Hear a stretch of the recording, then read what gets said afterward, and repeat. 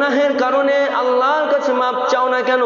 আল্লাহর কাছে মাপ চাও, গভীর রাত্রে জায়নামাজটা ফেলে 2 রাকাত নামাজ আদায় করো, তাহাজ্জুদের নামাজ। আল্লাহ রাব্বুল আলামিন নিয়ম দিয়ে দিয়েছে। কেমন নিয়ম?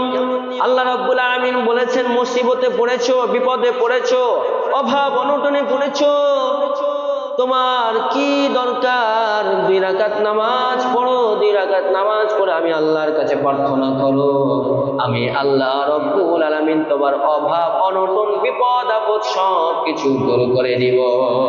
সুবহানাল্লাহ। শুধু তাই না, আল্লাহর কাছে ক্ষমা চান, মাপ চান, নিজের গুনাহের কথা স্মরণ করে আল্লাহ আপনাকে মাফ করে দিবেন। কথা বলুন ঠিক কিনা?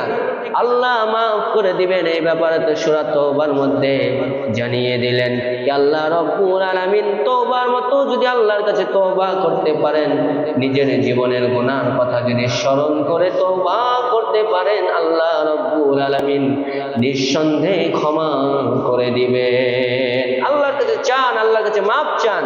আল্লাহ রাব্বুল আলামিন বলতেছেন, উদউনি আস্তাজিব লাকুম, ও বান্দা বান্দি আমাকে ডাকো, আমি আল্লাহকে ডাকো, আমার কাছে ক্ষমা চাও, আমি তোমাদের ডাকে সাড়া দিব। সুবহানাল্লাহ পড়ুন। আল্লাহ তাআলা আমাদেরকে ডাকতে বলতেছে, আল্লাহ তাআলাকে ডাকতে বলতেছে। আমাদেরকে কি করার দরকার? আল্লাহকে ডাকার দরকার। আল্লাহকে ডাকেন, স্মরণ করেন, আল্লাহ আপনাদেরকে স্মরণ করবে। আল্লাহ রাব্বুল আলামিন আপনার আমার ডাকে সাড়া দিবেন। সুবহানাল্লাহ। আল্লাহ রাব্বুল আলামিন শুধু তাই না, আল্লাহ রাব্বুল আলামিন কোরআনে কারিমের মধ্যে বললেন, ইমাম সাহেবরা একটা আয়াত তেলাওয়াত করে। কি আয়াত বলুন তো? প্রতি জুমার দ্বিতীয় খুতবায় শেষের অংশে, শেষ আয়াতে যখন নামাজ শুরু হবে, তার পূর্বে যখন নামাজ শুরু হবে ওই মুহূর্তে একটা আয়াত তেলাওয়াত করে তারপর নামাজে দাঁড়ায়, সবাই নামাজে দাঁড়ায়। সে আয়াতটা হচ্ছে ফাযকুরুনি আযকুরুকুম ওয়াশকুরুলি ওয়ালা তাকফুরুন। আল্লাহু আকবার বলুন। এই আয়াতের তরজমা, এই আয়াতের ব্যাখ্যা অনেকেই জানে না। এই আয়াত আল্লাহ রাব্বুল আলামিন কি বললেন? ফাযকুরুনি, আমাকে স্মরণ করো, ফাযকুরুনি আযকুরুকুম, যদি আমাকে স্মরণ করতে পারো আমি আল্লাহ রাব্বুল আলামিন তোমাদেরকে স্মরণ করব। ফাযকুরুনি আযকুরুকুম ওয়াশকুরুলি, আর আমার কি করো? শুকরিয়া আদায় করো, আমার শুকরিয়া আদায় করো। ওয়াশকুরুলি ওয়ালা তাকফুরুন, আর আমার কুফরি আদায় করো না, আমার কুফরি করো না। অশকুরুলি, শুকর গুজার হও, শুকরিয়া আদায় করো। ওয়ালা তাকফুরুন, আর আমার নিয়ামত পেয়ে তোমরা কি করো না? কুফরি করো না, অস্বীকার করো না।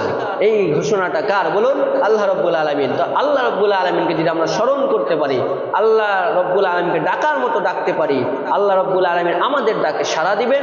আর স্মরণ যদি করতে পারি, আল্লাহ রাব্বুল আলামিন কি করবেন? আমাদেরকেও স্মরণ করবেন। সুবহানাল্লাহ পড়ুন। আল্লাহ রাব্বুল আলামিনকে যদি আমরা ডাকার মতো ডাকতে পারি, স্মরণ করার মতো স্মরণ করতে পারি, আল্লাহ রাব্বুল আলামিন আমাদের ডাকে সাড়া দিবেন, আল্লাহ রাব্বুল আলামিন আমাদেরকে স্মরণ করবেন। চিল্লায়ে বলুন সুবহানাল্লাহ। মুমিন মুসলমান গভীর মনোযোগ দিয়ে শুনুন। আমি জাহান্নামের ব্যাপারে আলোচনা করতেছিলাম।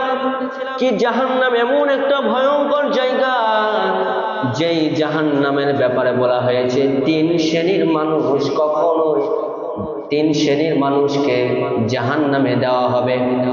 3 শ্রেণীর মানুষ কখনোই জান্নাতে প্রবেশ করতে পারবে না। কয় শ্রেণী? একটু আওয়াজ দিয়ে বলুন। 3 শ্রেণী। 3 শ্রেণীর মানুষ কখনোই আল্লাহর জান্নাতে প্রবেশ করবে না, তারা জাহান্নামে চলে যাবে। তারা কারা? তারা কারা? 1 নম্বর, ওই ব্যক্তিরা জাহান্নামে চলে যাবে যারা দুনিয়াতে নিশাগ্রস্ত অবস্থায় থাকে। নাউযুবিল্লাহ পড়ুন। সব সময় নিশাগ্রস্ত অবস্থায় থাকে, নিশা দ্রব্য পান করে। নাউযুবিল্লাহ।